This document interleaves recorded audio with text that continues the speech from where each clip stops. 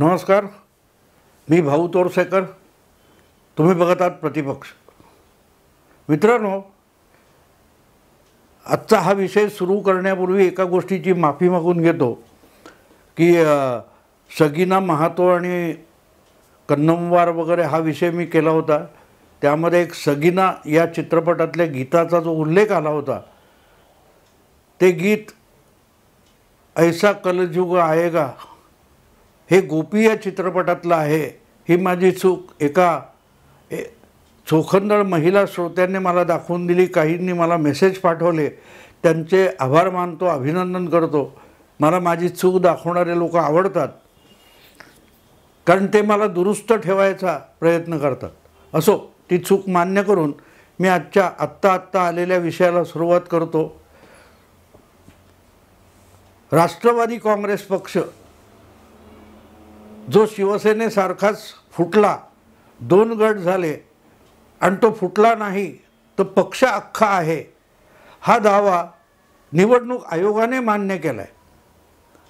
कारण निवडणूक आयोगाने त्या पक्षावर जे 2 ठिकाणाहून दावे झाले की हा पक्ष आमचा आहे, आम्ही म्हणतो तो गटच खरा राष्ट्रवादी काँग्रेस पक्ष आहे, हा दावा निवडणूक आयोगाने 6 फेब्रुवारीला मान्य केलेला आहे.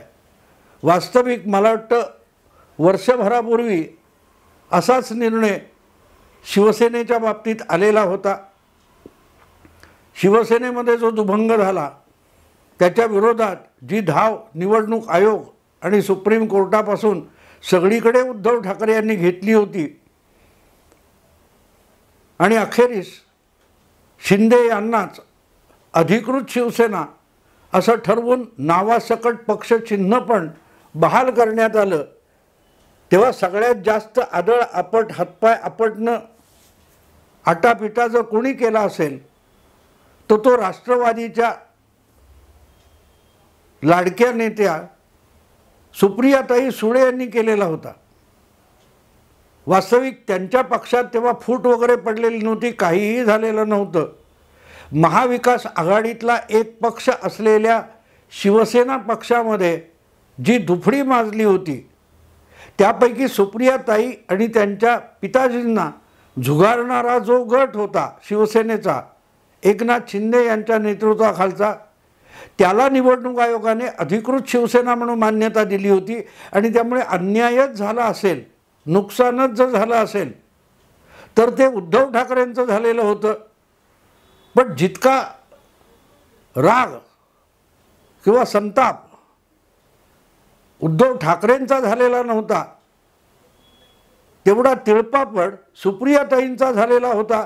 आणि त्यांनी इतका फडफडाट केला होता की शिवसेनेच्या एका गटाला निवडणूक आयोगाने मान्यता दिली, यासाठी सुप्रियाताईंनी इतकं का फडफडावं असा एक स्वतंत्र विषय मला करावा लागला होता. की जर उद्धव ठाकरेंचा पक्ष गेलाय तर सुप्रियाताई का फडफडतात, का आपला भाऊच आपल्या पित्याने स्थापन केलेला राष्ट्रवादी काँग्रेस नावाचा पक्ष पळवून घेऊन जाईल, या भीतीने सुप्रियाताईंना पछाडले का, अशा स्वरूपाचा व्हिडिओ मी जवळजवळ वर्षभर पूर्वी, कदाचित 10 महिन्याआधी केलेला होता. आणि आज मी म्हणालो ते शब्द निवडणूक आयोगाने खरे करून दाखवलेत. याचं कारण गेल्या जुलै महिन्यामध्ये, म्हणजे मी तशी भीती व्यक्त केल्यानंतर 3-4 महिन्यातच खरोखरच राष्ट्रवादी काँग्रेसमध्ये फाटाफूट झाली होती. आणि बघता बघता 2 गट झाले आणि ते सुद्धा निवडणूक आयोगात सुप्रीम कोर्ट वगैरे वगैरे काय झालं. आणि त्याचा निकाल आता निवडणूक आयोगाने 6 फेब्रुवारीला दिलेला आहे. आणि त्यानुसार राष्ट्रवादी काँग्रेस पक्ष हे नाव आणि घड्याळ हे त्याचं निवडणूक चिन्ह हे निवडणूक आयोगाने अजितदादांना सोपवलेलं आहे. थोडक्यात शरद पवारांच्या नेतृत्वाखालचा उरला सुरला सुप्रियाताईंचा खेळणं असलेला जो राष्ट्रवादी काँग्रेस पक्ष आहे, ज्याच्याशी उठता बसता जयंत पाटील, जितेंद्र आव्हाड लपंडाव खेळत असतात असा जो एक गट आहे, ज्याला आजही शरद पवार हे राष्ट्रीय अध्यक्ष वाटतात, त्या गटाला राष्ट्रवादी काँग्रेस पक्ष म्हणून मान्यता द्यायला निवडणूक आयोगाने साफ नकार दिला आणि सगळ्याचा सगळा राष्ट्रवादी काँग्रेस पक्ष म्हणजे अजितदादा पवारांचा गट अशी मान्यता देऊन टाकली. हे सगळं आता नव्याने मी समजवायला पाहिजे, तुम्हाला असं वाटत नाही हे असंच होणार याची मला सुरुवातीपासून खात्री होती. अगदी राष्ट्रवादी काँग्रेस पक्ष फुटलेला नव्हता तेव्हा तो फुटण्याची भीती सुप्रियाताईंना सतावते इतकं भविष्य करणारा बहुधा मी एकमेव पत्रकार किंवा यूट्यूबर होतो. त्यामुळे आता हे झालं ते कसं झालं, निवडणूक आयोगाने असा कुठला मोजपट्टी लावली, निकष लावला, हे सगळे तपशील मी सांगणार नाही, कारण मराठी माध्यमांच्या अकलेच्या पलीकडची ही गोष्ट आहे. त्यांना शरद पवार डाव हरले तरीही ती गुगली वाटते. सुप्रियाताई संजय राऊत यांनी बाष्कळ बडबड केली तरी त्याच मुत्सद्देगिरी दिसते. तेव्हा अशा लोकांसाठी हा सगळा विषय नव्याने समजावणं मला गरज वाटत नाही. प्रतिपक्ष जे नित्यनेमाने बघतात, समजून घेण्याचा प्रयत्न करतात, मी जे राजकारण समजवण्याचा प्रयत्न करतो त्यातले डावपेच उलगडून सांगतो, ते सातत्याने बघणाऱ्यांना निवडणूक आयोगाचा हा ताजा निकाल जो अजितदादांच्या बाजूला झुकलेला आहे त्याचं काडी मात्र नवल वाटणार नाही. ह्या बातम्या, त्यामुळे या विषयात जे पोरकट बातम्या रोज देत असतात, अडचणी वाढल्या, धक्का बसला, जबरदस्त धक्का, नवा धक्का, जुना धक्का, धुतलं वगैरे असला जो पोरकटपणा करत असतात त्यांना जरूर धक्का बसला, कारण त्यांना असलं राजकारण त्यातल्या तांत्रिक गोष्टी कधीही कळत नाहीत. त्यांना धक्का बसणं स्वाभाविक आहे, पण अजितदादांना धक्का बसणार नाही, शरद पवारांना सुद्धा धक्का बसणार नाही, की सुप्रियाताईंना सुद्धा धक्का बसणार नाही. धक्का मराठी पत्रकारांना बसलाय, कारण एक जात सगळे बुद्धू आहेत. सुप्रियाताईंना हे होणार याची खात्री होती, म्हणूनच त्यांनी म्हातारी मेल्याचं दुःख नाही या स्टाईलमध्ये शिवसेनेची मान्यता एकनाथ शिंदे गटाला मिळाल्यानंतर हातपाय आपटून घेतले होते, ज्यावेळेला राष्ट्रवादी काँग्रेसमध्ये फूट पडलेली नव्हती, दुसरा कोणी दावा केलेला नव्हता. त्यामुळे हा अशी घटना घडू शकते आणि घडली तर निवडणूक आयोग अख्खा पक्ष आपल्या चुलत भावाकडे सोपवू शकतं याची भीती सुप्रियाताईंना होती. तेव्हा त्यांना धक्का बसणार नाही, शरद पवारांना तर खात्री होती. त्यामुळे त्यांनी अगदी ज्या दिवशी हे घडलं, नवा शपथविधी झाला अजितदादांचा, तेव्हा पवारांनी पत्रकारांसमोर जाहीर केलं की मी कोर्ट कचेऱ्या करणार नाही, पण सुप्रियाताईंनी पित्याला पळवलं. सुप्रियाताईंना खरं राजकारण आणि अमिताभ बच्चन वगैरेच्या काळातले सिनेमे शशी कपूरचे यातला फरक पण कळत नाही. तो आठवतो दीवार सिनेमामध्ये अमिताभ बच्चन आपल्या धाकट्या भावाला शशी कपूरला सांगतो, मेरे पास गाड़ी है, मेरे पास बंगला है, मेरे पास बैंक बैलेंस है, तेरे पास क्या है. तो असा मान करून शशी कपूर सांगतो, मेरे पास माँ है.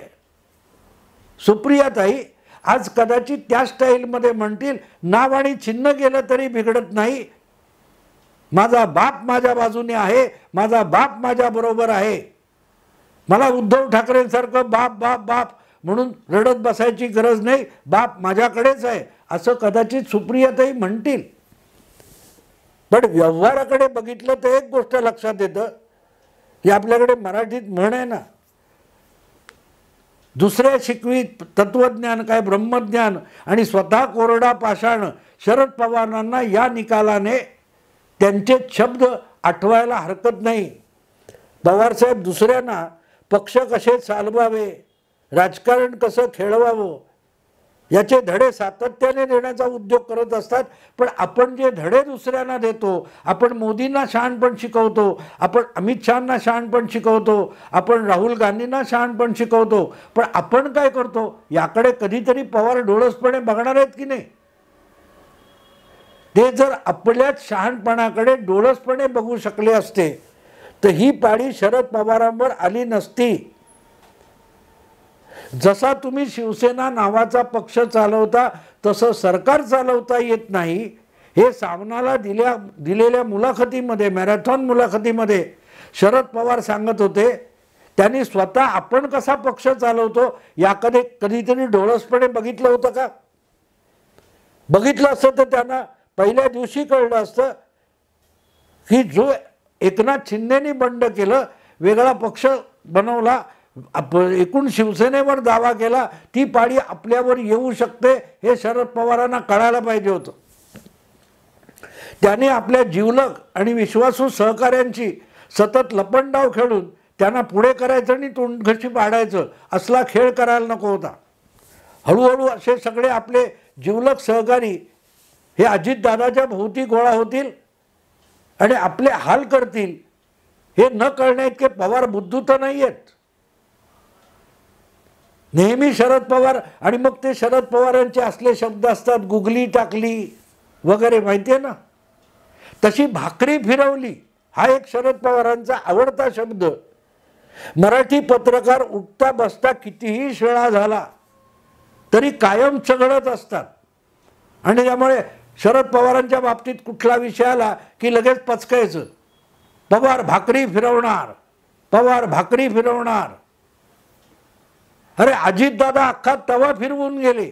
आत्ता निवडणूक आयोगाने चूल फिरवलेली आहे. भाकरी का करपली?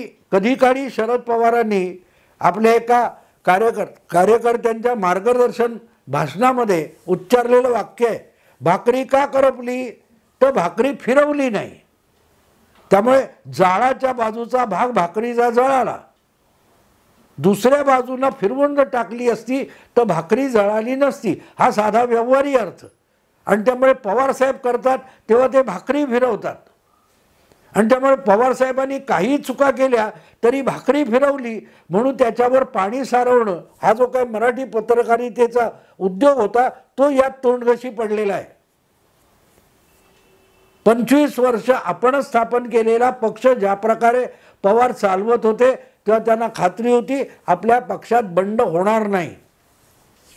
पण कधी ना कधी बंडाचे पाळं मुळं रुजून येतात आणि ती जेव्हा मोठमोठ्या त्याला फांद्या फुटायला लागतात तेव्हा पळता भुई थोडी होते. हे पवारसाहेबांच्या लक्षातच आलं नाही. कदाचित सुप्रियाताईंनी येऊ दिलं नाही. पण आज जे झालंय, निवडणूक आयोगाने जो निकाल दिलाय की सर्वाधिक आमदार तिकडे गेलेत, सर्वाधिक खासदार तिकडे गेलेत, सर्वाधिक कार्यकर्ते पदाधिकारी तिकडे गेलेत, तर तोच पक्ष आहे. कायद्याचे आडोसे घेऊन 10व परिशिष्ट, पक्षांतरबंदी कायदा या सगळ्या पळवाटा असतात. पक्षाची संघटना ही नावामध्ये, चिन्हामध्ये बिलकुल नसते, कायद्याच्या रजिस्ट्रेशनमध्ये नसते. इतकी पक्षाची संघटना ही ताकद ही संघटनेमध्ये असते.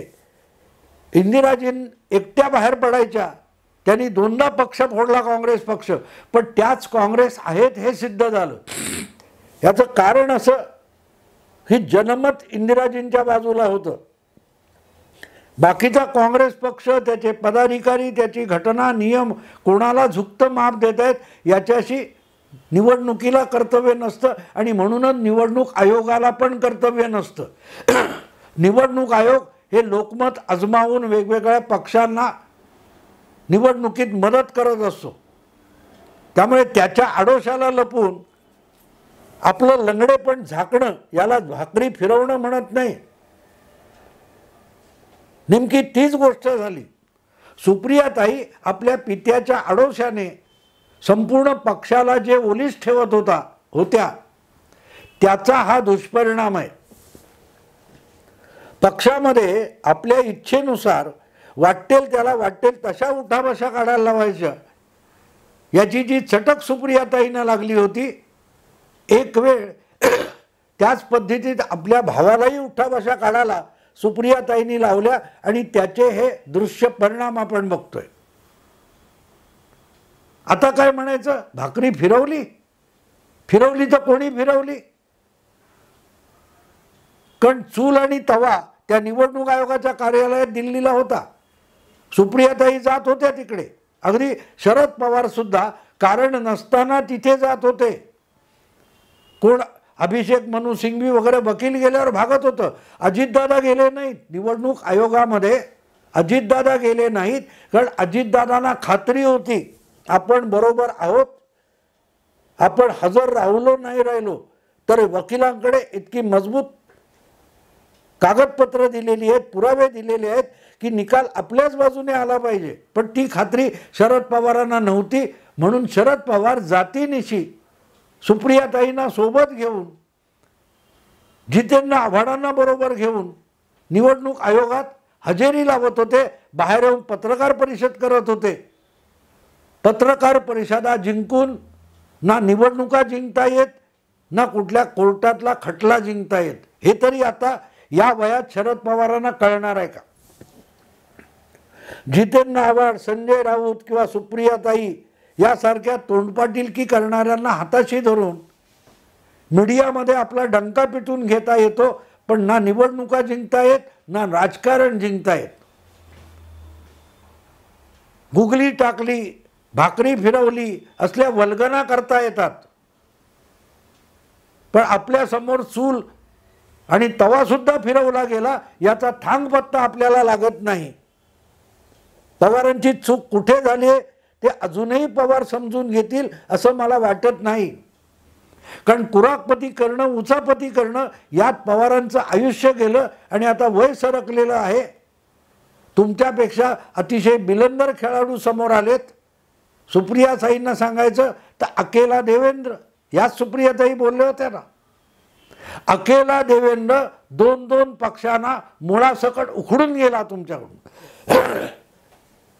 उद्धव ठाकरेंच्या पित्याचा पक्ष त्याच्या हातून हिसकावून घेतला गेला.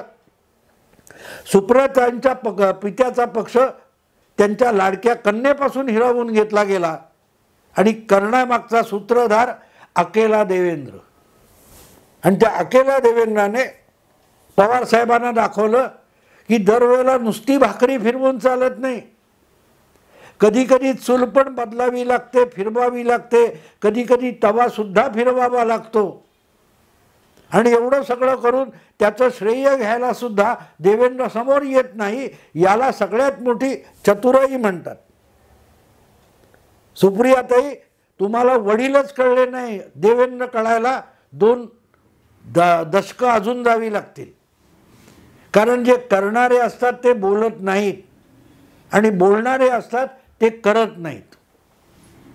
असो, एकच सांगता येईल की या निमित्ताने निवडणूक आयोगाने सुप्रियाताईंना धक्का दिलेला आहे. आणि एकट्या सुप्रियाताई नाहीत तर उरली सुरली महाविकास आघाडी म्हणून जे काय उरलं सुरलं आहे त्याला जबरदस्त तडाखा बसलाय. कारण आता निवडणूक तोंडावर आहे आणि उद्धव ठाकरे यांच्यासकट दुसरा एक महाविकास आघाडीतला पक्ष उरला सुरला राष्ट्रवादी काँग्रेस पक्ष, त्याच्याकडे सुद्धा पक्षाचं नाव किंवा निवडणूक चिन्ह उरलेलं नाही. आघाडीत 3 पैकी 2 पक्ष असे आहेत की ज्यांना स्वतःचं नाव नाही आहे आणि स्वतःचं निवडणूक चिन्ह नाही. आणि जागा इतक्या पाहिजेत, जागा तितक्या पाहिजेत, इतक्या आमच्या हक्काच्या आहेत, हे आमचे बालेकिल्ले दावे चालू आहेत. सुप्रियाताई, तुम्ही काय काळजी करू नका. अभिमानाने सांगा की मेरे पास मेरा पिता है. जो आम्ही काय तो शशी कपूर सांगतो ना दीवारमध्ये, तसं सुप्रियाताई अभिमानाने सांगतील. नाम गया तो क्या हुआ, चुनाव चिन्ह गया तो क्या हुआ, मेरे पास मेरा पिता है. अभिमानाने सांगा सुप्रियाताई, अभिमानाने सांगा. मुद्दा इतकाच आहे की त्याचा राजकारणात आणि निवडणुकीवर काडी मात्र परिणाम होणार नाही.